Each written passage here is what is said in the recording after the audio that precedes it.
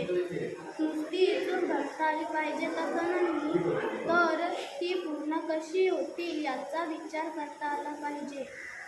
असं आपणच नाही तर आपल्यापेक्षा श्रेष्ठ असे सगळेच लोक म्हणतात. आता स्वप्नही निर्माण करावी लागतात. किती उत्तम होतात हे आपल्याला माहीत नाही. स्वप्नांविषयी लोक काय काय बोलतात. कुणी तर स्वप्नांना उन्हाळ्याची सुट्टी सुरू होताच अरुणा व आदिती आजी आजोबांकडे गावी पोहोचले. तिथे मामाची मुले त्यांची आतुरतेने वाट पाहत होती. आता काय मुलांची नुसतीच धम्माल. आंबे, कलिंगडे, ऊस खाणे आणि विहिरीत पोहणे असा मुलांचा कार्यक्रम निश्चित असायचा. उन्हाळ्यामुळे आजी त्यांना दुपारी घराबाहेर जाऊ द्यायची नाही. दुपारी मुले घरातच काही ना काही खेळ खेळायची. असाच एक दुपार मुलाने लपाछुपी खेळत होती. गाव सोडून गाडीत बसल्यावर सगळ्यांच्या डोळ्यासमोर फक्त ऊस दिसत होता. निघाल्यापासून गावाकडच्या विचारानं सगळ्यांच्या मनात काहून उठलं होतं.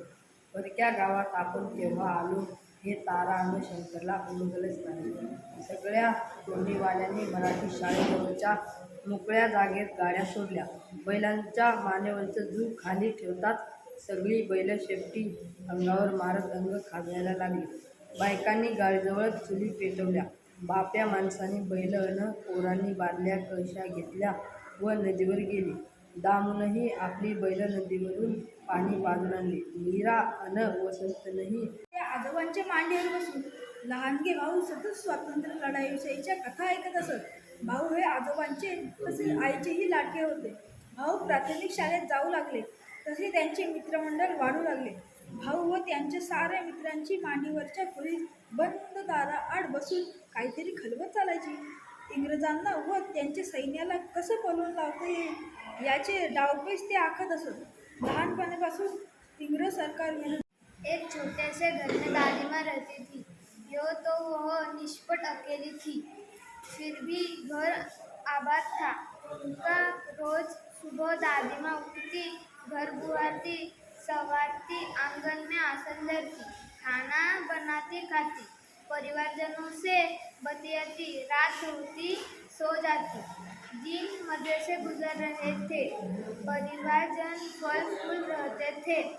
अब सुनो परिवार की कहानी. दादी माँ थी समझदार. सयाने घर के आंगन में बरगद का पेड़ था. उस पर घोंसला बना था. घोंसले में रहती थी माकड. उड्या मारत गेला झाडावर गेला. झाडाच्या पेरू कांद्या गेला. हिरवागार पोपट पेरू. गावात सदा व सकू नावाचा जोडपा राहत होता. त्यांना गजानन नावाचा मुलगा होता. त्यांचा गाडगी मडकी करण्याचा धंदा होता. भाजलेली मडकी सदा पंचक्रोशीतील गावातल्या बाजारात विकायला नेई.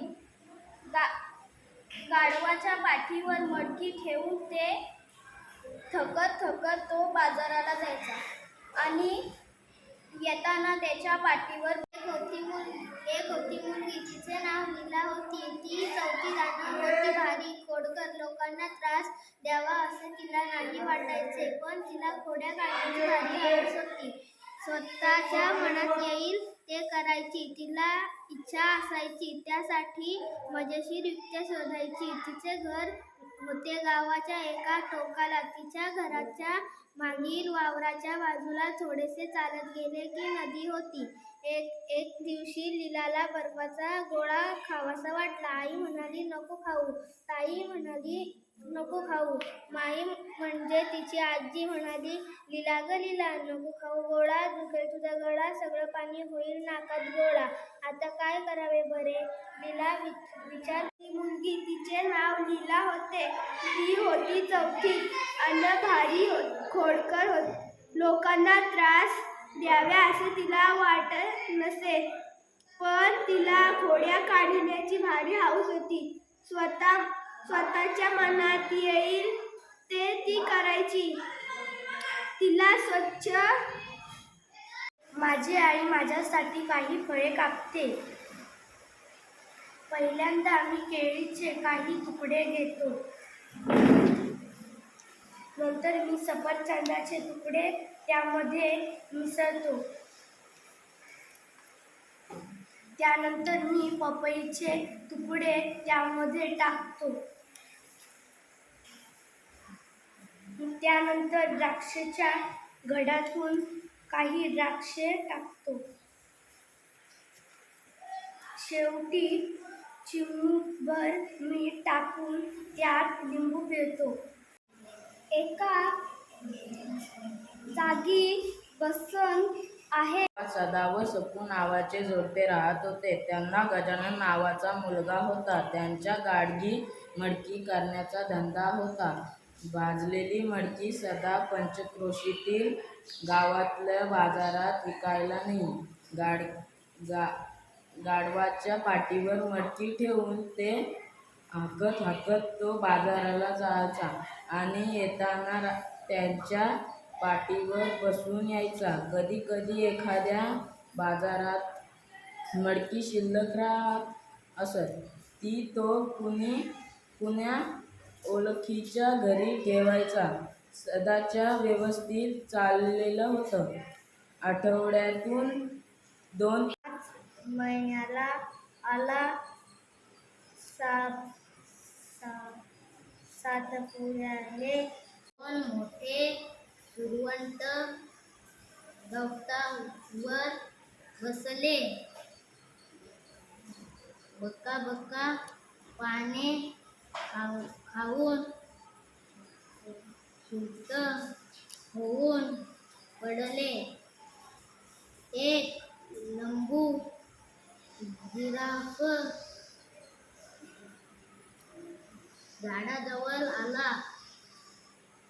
कवली कवली पाने